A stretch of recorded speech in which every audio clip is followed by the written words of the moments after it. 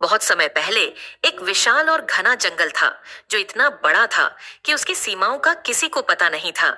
सूरज की किरणें भी मुश्किल से पेड़ों के ऊपरी हिस्सों से छनकर नीचे जमीन तक पहुंच पाती थीं। इस जंगल में हर तरह के जानवर रहते थे। शेर, हाथी, चीते, भालू, बंदर, हिरण और कई अन्य। हर जानवर का अपना इलाका था जहां वह अपनी मर्जी से घूम शिकार करता और जीवन व्यतीत करता था। जंगल का राजा शेर था जिसे सभी जानवर बेहद सम्मान देते थे। उसका नाम भीम था और वह अपनी ताकत और निडरता के लिए मशहूर था। लेकिन शेर के अलावा एक जानवर और था जो अपनी अनोखी बुद्धिमानी के कारण जाना जाता था। लोमड़ी अरण्य। अरण्य बाकी जानवरों से अलग था। वह आकार में छोटा था, लेकिन उसकी चालाकी और बुद्धिमत्ता का कोई मुकाबला नहीं था। उसे जंगल की हर छोटी बड़ी बात का पता रहता था। वह पेड़ों की जड़ों से लेकर आसमान में उड़ते पक्षियों तक की गतिविधियों पर नजर रखता था। अरण्य हमेशा कुछ नया सीखने की कोशिश करता और जंगल के अन्य जानवरों की मदद करता था। कई बार उसकी सूझबूझ से जंगल की कई समस्याओं का हल निकला था, पर उसकी छोटी कद काठी और साधारण दिखने के कारण उसे बहुत कम जानवर गंभीरता से लेते थे। एक दिन जंगल में कुछ अजीब हुआ। सुबह का समय था और जानवर अपने अपने कामों में लगे थे। अचानक आसमान में घने काले बादल छा गए। यह कोई साधारण बादल नहीं थे। ये बादल बहुत भारी और डरावने थे, जैसे कोई अनहोनी होने वाली हो। जमीन से एक अजीबोगरीब गूंजने वाली आवाज आने लगी, जैसे कोई बहुत बड़ा जीव जाग उठा हो।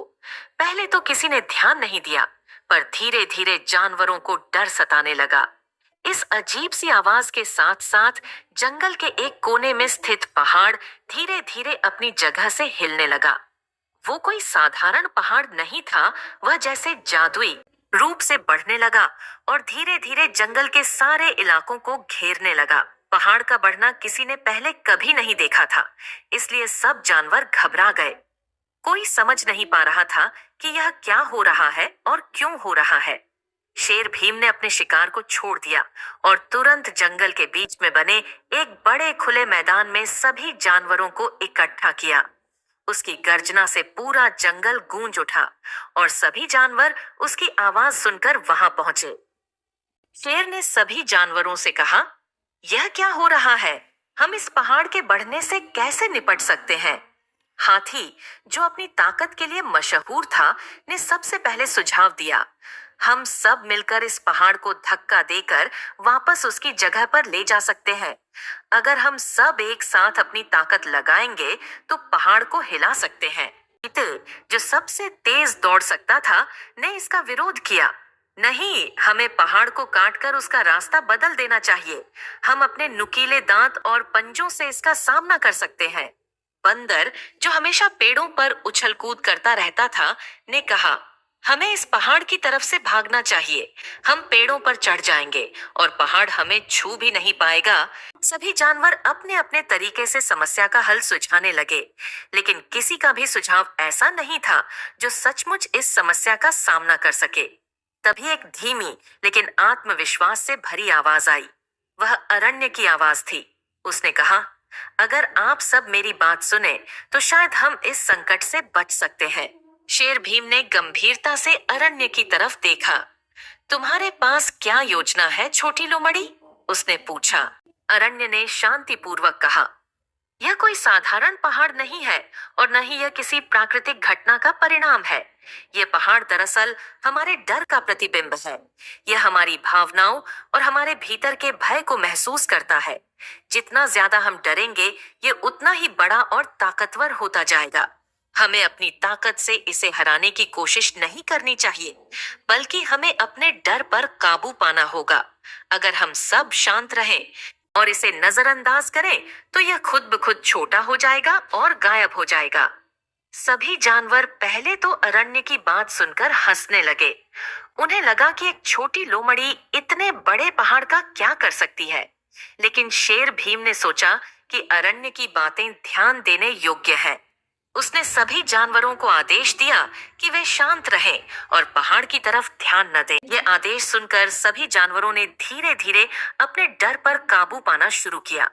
वे चुपचाप बैठे रहे, न तो भागे और न ही कोई प्रतिक्रिया दी। कुछ ही समय में वह पहाड़ जो धीरे धीरे बढ़ रहा था, सिकुड़ने लगा।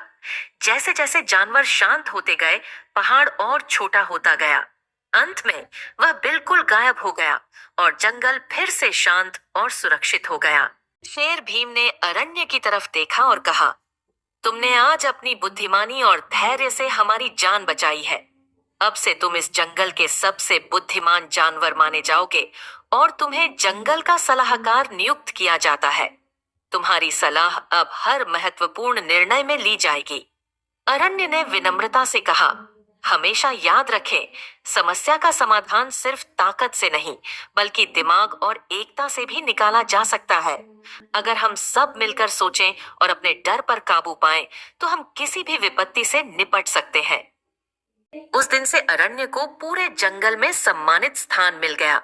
जब भी कोई समस्या आती, सभी जानवर पहले अरण्य से सलाह लेते। जंगल में फिर कभी ऐसा कोई संकट नहीं आया, क्योंकि सभी जानवर अब समझदार हो गए थे और एक दूसरे के साथ मिलकर हर समस्या का सामना करने लगे थे। अरण्य की कहानी पूरे जंगल में फैल गई और वह जंगल के सबसे प्रिय और बुद्धिमान जानवरों में गिना जाने लगा। उसकी चालाकी और दूरदर्शिता की वजह से जंगल हमेशा शांति और सुरक्षा में रहा।